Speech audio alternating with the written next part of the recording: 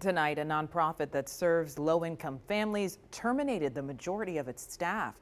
They say it happened without warning, and now they're concerned for the Ivanhoe community. Raising concerns for that community, they rely heavily on the nonprofit. Fox 4's Reagan Porter with more at the Ivanhoe Neighborhood Council Center near 37th and Woodland.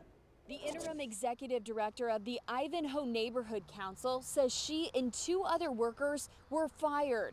She says the move was abrupt and they were blindsided. I think the ripple effect of what I believe to be a hasty and unfounded decision, it could be catastrophic for the community. Alana Henry has worked as Ivanhoe Neighborhood Council's interim executive director the last year and a half. In 2022, the neighborhood center closed. Henry says she was part of the team of 5 staff members to help get Ivanhoe back on track and once again serve low-income families. Last week, Henry and 2 others got this letter of termination. Shock, disappointment. My first concern was, how do we ensure that people are still going to get what they need if the 3 people that are running those things are not there? The reason for termination? The board president cited recent financial and economic conditions. If it's pay the bills or pay me, then pay the bills. We got to keep the center open, but you know, we could have talked about it. You know, maybe there's something else that could have been done, especially to keep the food growing and keep the people being able to have access to it.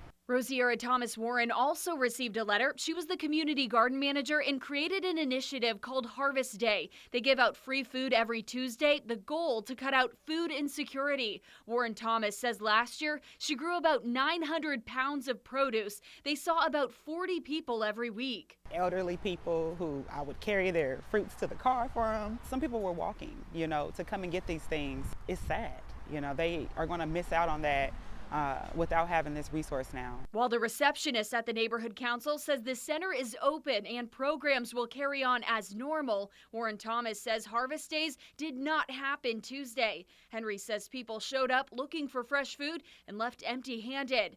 I called the board president asking for comment. He said he did not care to talk with us today and hung up. Reagan Porter, Fox 4, working for you.